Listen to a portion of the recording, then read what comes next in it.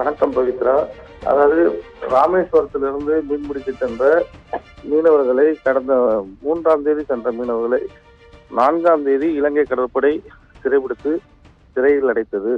இந்நிலையில் இந்த மீனவர்களுக்கு வெள்ளிக்கிழமை நீதிமன்றத்துக்கு சென்றவர்களை ஒரு மீனவர் மற்றும் 2 மீனவர்களுக்கு சிறை தண்டனை விதித்தது. 20 மீனவர்களை விடுதலை செய்தது.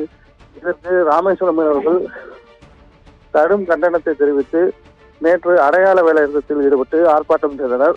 இந்நிலையில் இன்று படகுகளில் கருப்பு கொடி கட்டி தொடர் வேலைநிறுத்த போராட்டத்தில் ஈடுபட்டு வருகிறார்கள். சுமார் 800க்கும் மேற்பட்ட விசைப்படகுகள் இந்த வேலைநிறுத்த போராட்டத்தால் துறைமுகத்தில் நிறுத்தி வைக்கப்பட்டுள்ளது.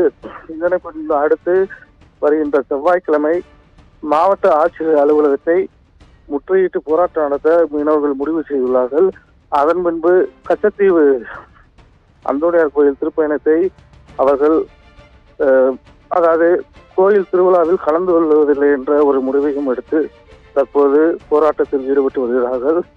இந்த போராட்டத்தால் மீனவருடைய வாழ்வாதாரம் கடுமையாக பாதிக்கப்பட்டுள்ளது. பவித்ரா,